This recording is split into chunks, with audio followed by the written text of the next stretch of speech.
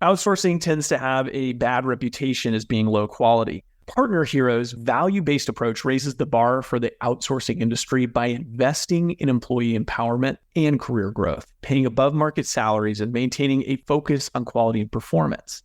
They're more than a service provider. They're also a thought partner for the startups they serve.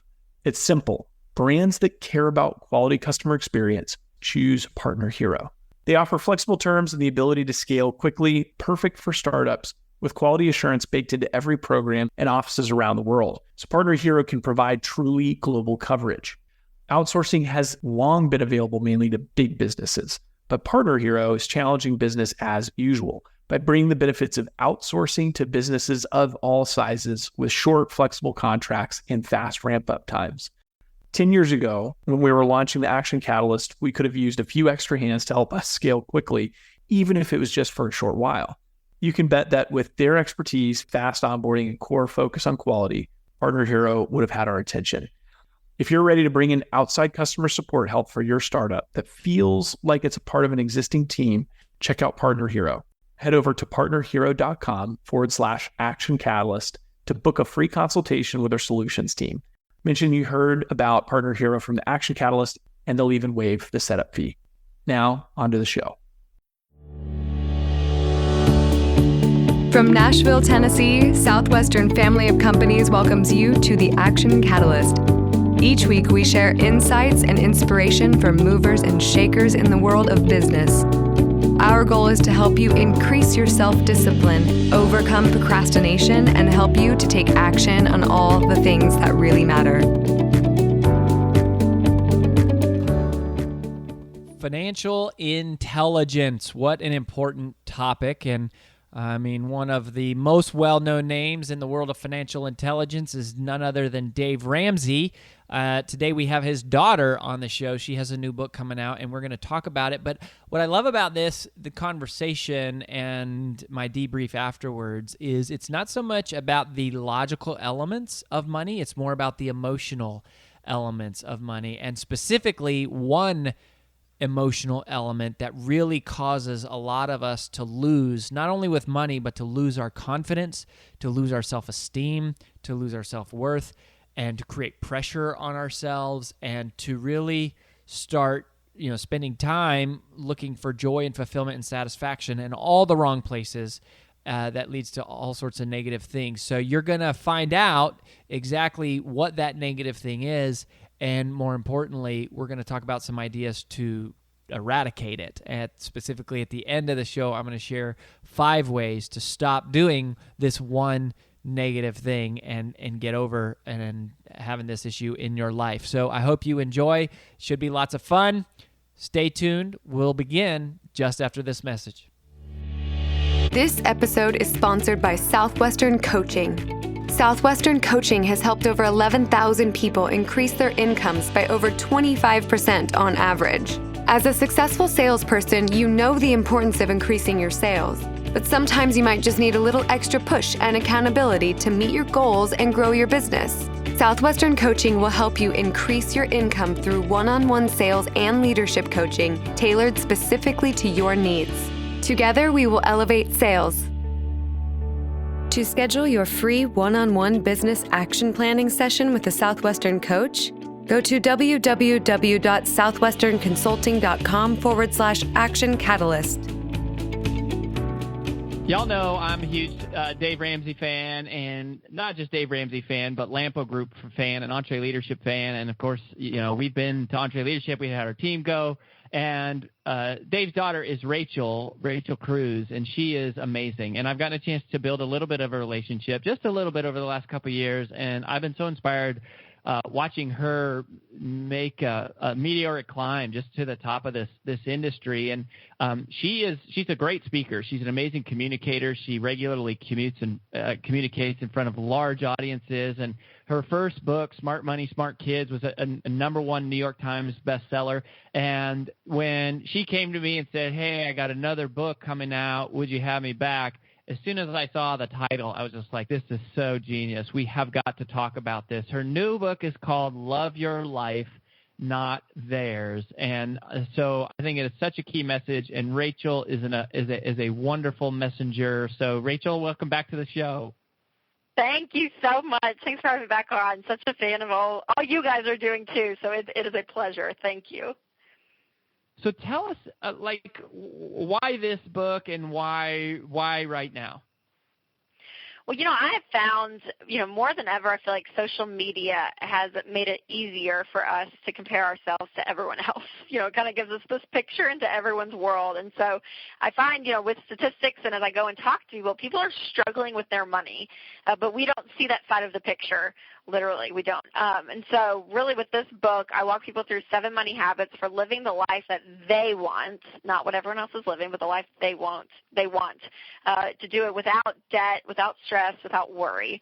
And so that's really the theme through the book. It's kind of this comparison thread, but I also walk you through 7 money habits to get you to the point where you can use money as a tool to help you do the things you want and do the things you value. Yeah, I mean, social media is such a tricky thing. It's such an edited version of our lives. It's like a well manicured portrayal of everything that is a highlight and very little of the reality. And I can't help but think, man, you see people taking these vacations and buying new cars, and you just kind of feel like, oh, well, that's what everybody is doing, and you have no real insight into what the reality of their situation is. And you kind of talk about this in terms of just like there's some really damaging habits that we develop, and you already mentioned the big C word. So can you just kind of touch a little bit more on the big C word? Yeah, comparison, right? It's like the word that everyone is in battle with, I feel like, on a daily basis. And it's just very dangerous because what ends up happening is that comparison not only steals our joy, but it steals our paychecks as well. Because we end up spending, god-awful amounts of money to keep up a lifestyle that we think everyone else is living, but we're missing out on. Because that lifestyle is what we're seeing on social media. And just like you said, like Instagram, Facebook, Twitter, it's the new cars, it's the Christmas gifts, it's the vacations, it's the first-class airline seats. Whatever it is, it's constantly, it's everyone's highlight reel. And so if you are gauging your life via social media and you're like, okay, well, this is what this person is doing all the time. Their life looks amazing all the time. The filters they're using makes everything even more beautiful. The whole bit. And what we have to understand is, that's not reality. That's not the entire picture. And again, going, after years of research and studying this topic of money, I know that people are struggling with money. So I see a brand new kitchen that's redone, with granite countertops and new lights, and that's what I see on Facebook. It's like Joanna Gaines went in and waved her magic wand, and it's beautiful and it's a redone kitchen. But I know on the back end how many remodels homes do that take out a second mortgage or get a HELOC, and that more debt is piled onto those rehabs of a house. And so I've just had to look and say, okay, it's not all reality. We don't really know what's going on behind that picture. And so that's what people have to focus on, because if you try to make your life as great as someone else's on social media, it's never going to happen. Andy Stanley says that comparison is a battle no one's ever going to win, and it's true. And so we have to remove ourselves from that perspective to say, hey, I want to focus on my life, put the blinders on and say, what's best for me and my family? What are things we want to do? What are things we value? And how do we use our money as a tool to get us there? Yeah, and I think, the hard thing, I saw this in some of the pre-notes on the book about how, the Joneses, you used to see what your neighbors were driving, and so you would drive what they are, but now you have insight into the whole world, so it's like now you see across all neighborhoods and yeah, that's exactly right. Let's get into the practical in terms of, what are some of these habits? Obviously, the debt snowballing things are things that we talk about. What are some of the action steps that somebody's listening right now that they can start doing immediately just to maybe lower the stress level a little bit and get on the right track? Sure. Well, the whole comparison, quit the comparisons is one of the habits in the book. And so talking about that, I think it's an important one to start on, because to be able to be content in life, you're going to be able to win financially so much faster than when you're discontent. And so finding that contentment is kind of your level playing field, and you're never going to be content if you're comparing your life to someone else's constantly. So I say, the action point on that is gratitude. And that word embodies so much, but I have found in my own life that when I'm grateful and my heart is filled with gratitude, there is no room for discontentment and comparison. And so start there and just be like, you know what, I started a gratitude list on my phone. And so every morning I try to type down just 2 things I'm grateful for. And it's such a good exercise for me to really start, my day and really my perspective on this idea of, okay, hey, I'm great. Here's all the things I'm grateful for. I'm going to start there. And then from there you can build. And so another habit is, make a plan for your money. And you talk about this, I know, a lot. You're a proponent of being proactive and being intentional and happening to your life. And that's what, with your money, it's the same thing. You have to be proactive. You have to be the one controlling your money, not your money controlling you. And so a plan for your money, really a budget is what that is. We can call that the B word because no one likes that word. Right. But it is. It's a tool to help you get through the month, to be able to make sure all your necessities are covered, and to plan out, hey, here's what I want to do for fun. But you're doing it with a plan, which sounds boring, but really what it does is a budget, it doesn't limit your freedom. A budget gives you freedom. A budget really gives you permission to spend. And so putting that habit in your life really will jumpstart you, I believe, to gaining control back with your money. I think one of the things that's unexpected, Rachel, and I don't feel like people talk about this enough when they talk about sort of FPU and what you all are doing at Lampo Group. But what's amazing is, when you go through kind of the debt snowball and financial peace or total money makeover, you go through all those steps. Not only does your financial education change and you get smarter about money and you have a plan and you have a budget, the part that was really surprising to me that I don't feel like anyone talked about was that once you become debt-free, you actually start, money starts to pile up pretty quickly. Like even if you're not making a lot, it's piling up. And there's this heart transformation that takes place. And the irony is that when I didn't have any money, I looked at what everyone else was buying, and I felt like I needed that and I wanted that. And then once I went through the whole thing and I got debt-free, then I actually had money, and suddenly it's like I didn't care about any of that stuff. Do you think, is that a pretty normal thing? Yeah, I think so for the most part, because I think your perspective has completely changed. When you're in debt and the bank is basically controlling your life financially speaking, car loans, credit cards, student loans, it's just this constant, the lender is there. You don't have many options in life. And so when you don't have choices, you don't have options, anything that seems gratifying or satisfying in the moment, you gravitate towards. And it's like, oh my gosh, I want that new TV, or I want that. You find yourself a little bit more under the desperation column, I would say, because financially you are when you're living paycheck to paycheck because of debt. And so when debt's freed up and suddenly you don't owe anyone anything, you suddenly become less impressed with everyone else around you in a sense. And because you have the option, you have money piled up in the bank and you can say, I don't really need that. You're able to make choices and make decisions more with clarity versus being all fogged by the stress and the burden, really, of debt. Mm-hmm. Yeah, and that there's magic in that. I know that you guys talk about how you sell hope, and that is a big part of what you do. Because, as an expert, you're an expert in financial literacy. You grew up learning about all this stuff, but the output is really financial transformation. It's a completely different way of a completely different emotional connection that you develop with money, and I think that is really cool. So I love how you talk about the purpose of a budget isn't to limit your freedom, but to give you freedom. And that's like, step one is like stop spending, cut up the cards, stop digging a hole, then create a budget. After that, Rachel, what are a couple of the other things that we can do to continue down the journey here? Yeah, well, we kind of touched on it earlier, but it's true, the whole debt discussion. And so one of the habits is steer clear of debt. And what does that look like practically in your life when you don't use debt in your life? How are you able to take vacations? How are you able to I hear so many people say, well, how can I, grocery shop and buy organic but still do it on a budget? Basically meaning like, how do I live my life still, and how do I do these things? Because so many people depend on the avenue of debt to get them what they want right when they want it. And so what does it look like to not have that in your life, not only to get out of debt, but to continue to live a debt-free life? And so, we touched on that earlier, and so I won't dig into that too deep, but that's a huge element of this. There's another habit that I talk about that says talk about money even when it's hard. And money is interesting within our relationships. And when you and your spouse can get on the same page about money, it changes so much. The unity in your marriage is strengthened. Your hopes and your fears and your dreams are all come into alignment together as a couple.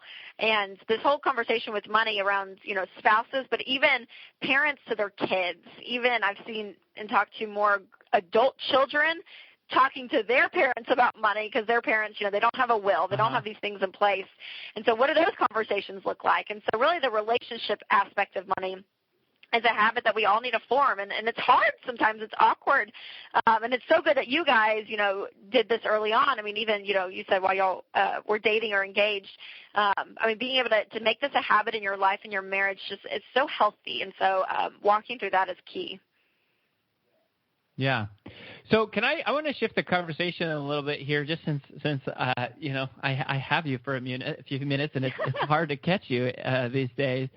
When you can you just like share a little bit of what it was like kind of growing up in this whole world? Like, it's funny because like I think a lot of people who listen to Dave's show, it's always like, well, Dave Ramsey says, well, Dave Ramsey says, well, Dave Ramsey. I mean, how was it like being in the dude's house? Like, I mean, what right? is that even?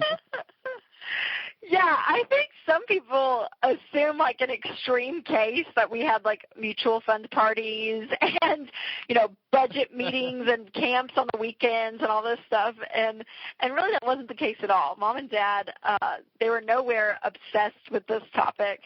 Again, where people think that's all we talked about at the dinner table was like what our Roth IRA was going to do that year or something. And thankfully, they were not obsessed about it, but they were intentional. And so, when it came down to the principal aspect of money, they really just taught us really on the ebb and flow of life. It was nothing fancy. It was nothing glamorous. It was just like, hey, you work, you get paid. You don't work, you don't get paid. Okay, you worked, you get some money. What do you do with it? You give, save, and spend. And so they kind of just walked us through really basic elements of money. And I think the most important thing they did for us when it came to our money, but also I think of our lives, one great thing as parents they did was they let us make mistakes.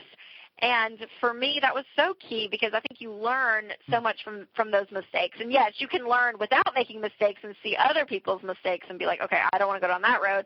But especially when it comes to your money, to make these small, insignificant mistakes with money while you're under a roof and it's under a controlled environment versus being out on my own, making my first mistake, when I'm 22 and it's on a car lot and it's a tens of thousands of dollars mistakes instead of a $10 mistake. And so they really were great at that. They were not just like these controlling parents that, watched every little penny. They really let us learn, and sometimes that was hard and sometimes that was good. And so that was a good thing. But overall, I'd see his face on the billboard sometimes when we were like driving through town, and I was like, oh, that's kind of funny. Dave's bald head just sticking up there in the air.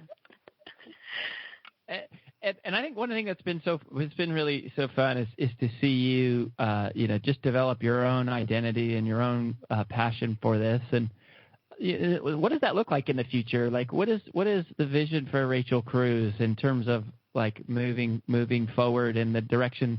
I mean, do you feel like you're planting a flag here in this space? Is it really still fire you up? Is it something that you've adopted as part of like your long-term plan to be like the next generation of financial literacy? I think so, yeah. I'm so passionate about the subject, and I love it. I love my job. I love being able to travel and speak and talk to people and do media and really insert into people's lives, again, the subject that is so hopeless for so many people and so shameful. And so being able to bring that light and that hope and that direction and that instruction I love it so much. And so, and it wasn't this fight for me to be, you're very kind when you said, I've kind of made my own name. And so away from, just being Dave Ramsey's daughter. And I appreciate that. But, even that, I'm like, I wasn't striving to like, be my own person. I'm like, if I'm living under Dave Ramsey's shadow, it's not a bad shadow to live under, because I so appreciate all he's done and everything. And so I'm intentional with the decisions I make in work. It's not that I'm aloof to it, but I really am, just seeing what happens at the next phase. I'm a new mom, and so that's rocked my world completely in a great way. My little girl's a year and a half now, and so Winston and I are, still planning, doing family and all of that, and so I'm kind of letting it ebb and flow. But if it were up to me today, I would definitely say this will be in my future for many years to come. That's cool. Well, that's encouraging. And I do have one other question for you. Before I ask you that, I want to get from you, so Love Your Life, Not Theirs is the name of the book. It's just coming out. Where should people go to pre-order a copy if it's pre-October 3rd, or get a copy shipped to them immediately if it's after October 3rd? Yeah, well, any major bookstore, it's there, or at rachelcruze.com. And if you pre-order, if you get this before October 3rd, then we have $70 worth of free stuff that you get. So you get the ebook and the audio book, the ebook of Smart Money, Smart Kids. So there's some free goodies for sure if you pre-order. And you can still get those if you pre-order on an online bookstore as well. But, wherever books are sold, it'll be there. And so the final little thing, Rachel, is just if somebody's listening and maybe they haven't done such a good job of filtering what they see on social media, and maybe they haven't been living their life. They've been dreaming about other people, and that's caused them maybe to make some financial decisions, and they are in debt, and they're not in a good place, and they're somehow they've stumbled across here to our little conversation, and they're not feeling so good about where they're at. What would you say directly to that one person? I would say that it's never too early and it's never too late. No matter where you are today, no matter where you're starting on the financial spectrum, whether you're deeply in debt or even if you're out of debt and you have, $1 million in retirement, wherever you are on the spectrum, you can still do better with money day in and day out starting today. And I look back on my story, and my parents filed for bankruptcy the year I was born.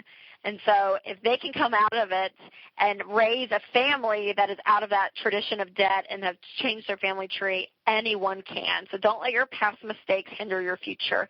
You have to start today. But that's the thing, is it's going to be hard. It's going to be challenging. Creating good money habits in your life, it's going to take some time and it's going to take some pain. But pushing through, being consistent on the other side of all of this, it is so worth it, because money will not control you any longer. You will control your money, and you will have the power to be able to say, you know what, these are the decisions I want to make, and you're going to be able to do them. And so, again, no matter where you are on the edge of bankruptcy or all the way up, if you feel like you've gotten your life under control, just know that every day, day in and day out, you can make a difference in your life, and you can make different money choices to help you get to where you want to go. Rachel Cruze, my friends, rachelcruze.com. The book is called Love Your Life, Not Theirs. What a great message. Don't let your life be dictated by what you're seeing on social media. Be smart with your money. She's got 7 habits for you for how to really make that happen. And, Rachel, I just say God bless to you and to your whole team. Tell your pops I said hi and all. I will. Leadership and Hogan. We love you guys, and keep doing a good thing. You're making a big, big difference in the world. Well, thank you. Same to you. Keep up the work. So appreciate you having me on. Thank you. What a great, great message. Love your life, not theirs. And what a powerful time in the world to just hear that, right? It's just so easy to be jealous, but not even to be jealous, just to feel like we're failing, because all we see is everyone's successes online, and it's so easy to just compare ourselves online. Maybe it's not even pictures, just the number of followers so-and-so has, or who they're connected to, or who's commenting on their page, or how many likes they get on their picture. I mean, what an anxiety attack. I mean, all of social media in a lot of ways can really have some I think social media can be wonderful, and obviously we use it as a business tool, and we believe in it. We teach it. It's been a huge part of us helping to get the message out to the world of the different things that we have going on. But there's this dangerous side to it that really can be a heart issue. really, really challenging. And so I love her message, and I need to hear it. And not even because sometimes it's money, right? Like, oh, look, so-and-so got a new house or a vacation. But sometimes it's just other things. Like maybe it's pictures of a baby and you can't have a baby. Maybe it is, somebody is friends with somebody else, and it's a friend that you lost touch with or had a bad falling out with. And maybe it's just seeing somebody get a promotion and feeling like, gosh, they're being so successful, and maybe you're not where you thought you would be or whatever, like all of this stuff. But it all comes down to that C word, comparison. Comparison is the thief of all joy. And you never have the full picture, right? We never have the full picture. We don't see the fact, okay, they got a brand new car, but we have no idea how much it's in debt. And maybe they're not in debt. Maybe they're totally debt-free, and that's great, and we should be happy for them either way. Like, we should be really happy for them. Like, great, that's so cool. Like, and maybe they're debt-free, and we don't get to see all the sacrifices they went through to get there. We just go, oh, must be nice, right? But we didn't get to see the full story of the sacrifices they made and the things they cut and the things that they didn't do and the things they gave up so that they could be debt-free. Or maybe they're in a pile of debt and we don't see that either, and it's just a smiling face on a brand new car, and it's like, gosh, geez, like, I wish I had a new car. Whatever it is just that comparison is so dangerous to your heart. It's just dangerous to your heart. It's one of the most destructive forces, I think, that comes into our heart, and it just steals our joy because it takes all of our focus from what we do have, and it makes us focus on things that we don't have. And so what I wanted to share as just a debrief, I went back and listened to the interview with Rachel, and I was thinking about some practical ideas here for Stop the Comparison. Obviously, her book is all about ideas for getting out of debt and investing and being smart with money. But to me, the real fascinating issue is the whole heart discussion around comparison. And so I just, even for my own benefit, just made a list of what are some things that I can start doing so that it will help me to stop comparing. And these are really some habits that I've had to incorporate along the way. And look, I mean, when you're a speaker, you're constantly up against other people. I mean, it's like, are they going to book you or are they going to book someone else? And, you compete against big celebrities, right? I lose speaking engagements to pro football players and Hall of Famers and Olympians and Navy SEALs and people with these amazing stories. And, so I'm literally like in the business of comparison in terms of my role as a speaker getting booked. I think there's less of that running the business day to day with Southwestern Consulting. But these are 5 things that maybe will help you, and they're things that I'm going to focus more and more on, and they're actionable things. So number 1 is to limit your intake. Limit your intake, specifically of materialism. And it's no different than food, right? Darren Hardy, I think this was in the extended interview. So if you go back and listen to that episode with Darren Hardy, that I had him on a couple months ago, and he's a longtime buddy and really, really smart guy. And he was talking about how this term infobesity, like that we take on, we're consuming too much information. And the parallel he used, which really spoke to me and I loved, was he said, the problem is not that there's too much food in the world, right? We're not all overweight because there's too much food in the world. We're overweight because we allow ourselves to consume too much food. Right? So it's not that there's a problem, there's too much information in the world. It's a problem that we allow ourselves to consume too much information. Well, it's the same kind of thing here. It's not necessarily a problem that there's too much materialism in the world. It's not a bad thing that there's lots of cool toys and things to buy and places to go and things to invest in. And, there's nothing wrong with having nice things. But the consumption of too much materialism can really affect our hearts. And this was something that I had to do. I love to follow... it's just kind of who I am. I love to learn and business tips and motivation and insights and strategies. And so, I was following all these kind of like motivational feeds. And what I found is a lot of them had like just so many pictures of fancy cars and airplanes and these exotic locations and trips. And just like celebrities and I don't think that the people running those, channels are necessarily trying to do that. But when you follow a bunch of them, you start to notice like, wow, my entire feed is like fancy cars and champagnes and boats and yachts and airplanes and wow, I had to unfollow. And I would encourage you to maybe consider doing the same thing of just whatever there's too much of in your life, stop it. Right? This is like what Rachel's talking about with debt. If there's too much debt in your life, stop spending. If there's too much information in your life, like cut down some of it. If there's too much materialism in your life, don't watch those movies. Don't follow those streams. Don't unsubscribe from those websites. Like, don't go look at all the sales and don't surf around online at different shopping sites and stuff. Like, just limit your intake. It will help you limit your intake specifically of that stuff. And I think you'll find that you'll stop comparing yourself because you won't be focused as much on all these things that you don't have. The second thing is practice daily gratitude. And, Rachel nailed it on the head with making just a gratitude list of things that you're thankful for. And I thought that was cool. I every day is the very first thing that happens when I wake up. The alarm goes off in the morning, and the first thing that I do is thank you for this, thank you for this, thank you for this. And I just start to make a list. But I don't really do it in writing. And I thought her idea was cool, which I've never heard, which is not just have a list, but add 2 things to it every day. That would be kind of fun, right? Because at first it would be really easy, but then over time you'd really have to think through, you'd really have to be creative about all of the things you take for granted. And I think that's really powerful. So some way or another, you got to practice daily gratitude. Number 3, and we talked a little bit about this in that interview, is be debt-free. Be debt-free, like work to be debt-free.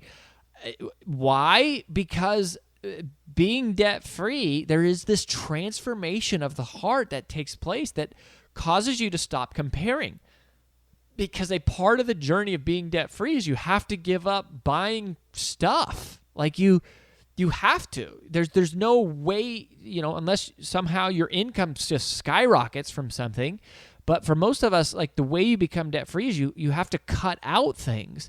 And once you cut out things, you start to realize that you don't need them anymore. When you stop buying stuff, you start to replace your time with other things. Like you don't need to go out to eat as much, and so you cook more, and so you learn to cook, and you're saving money. And then you stop watching TV, and so what happens is you start read more, and so you start learning more. And so these replacements, these healthy replacements, start compounding in your favor and in your advantage.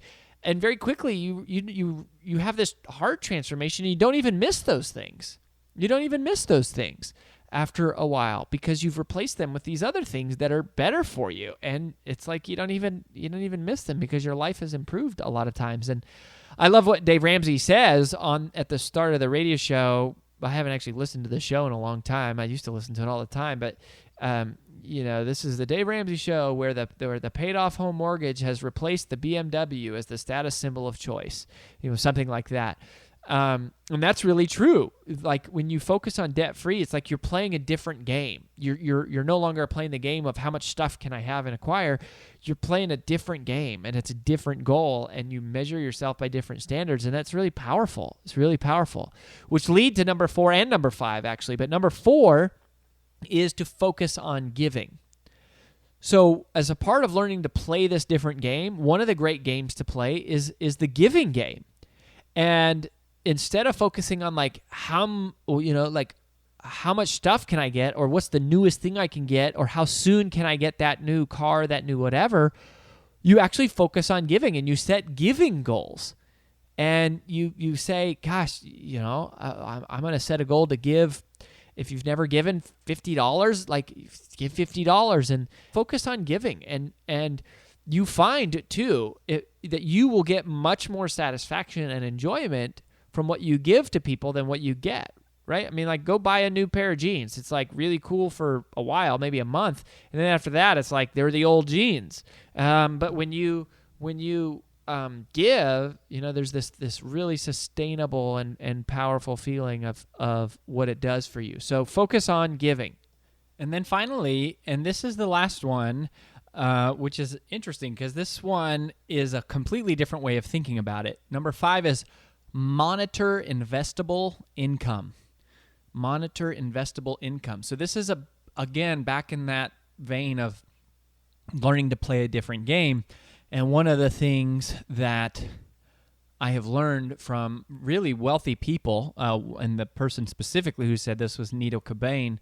I had Nito on probably a year or so ago. It's been a while, but definitely one of the wealthiest guys that I know, and a really generous guy. But one of the things he taught in a private session with just a group I was a part of, he said, when it comes to building wealth, all that matters is your investable income. It's not even how much you make or how much you owe. It's what is your investable income. In other words, it's kind of like your disposable income is what you have to spend on stuff. Your investable income is how much do you have available to invest. And investing is how you get, that's how you build wealth. And it's a completely different game. So it's kind of like, in his case, he was saying, don't save just to save to invest and create a pile of money that you can invest with. And that's really where you can make a lot of money, because your money turns into more money.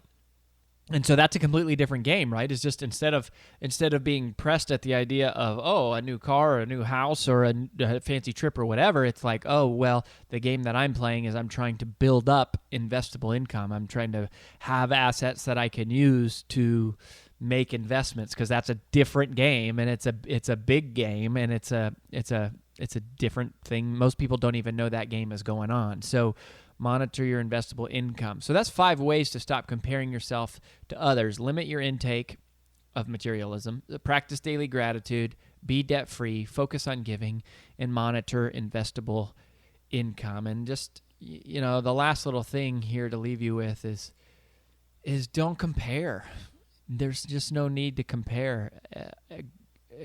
God has given you a certain set of skills and a certain set of circumstances, like uniquely designed for you, right? Our blessings and our challenges have been uniquely designed for us. And that means that greatness awaits. And if you make good choices, that amazing things await. And just kind of focus on our game, focus on your game, because you're not going to get anywhere with comparison. It just makes it worse and worse and worse. And you have so much to be thankful for. You have so many things going in your favor and so many things working in your advantage. So learn to, as Rachel says, love your life, not theirs. Well, that about wraps up the Action Catalyst podcast for this week. If you haven't yet, please log in to whatever your favorite medium is to listen to the show, and both rate this podcast and leave a comment, as that really helps us out.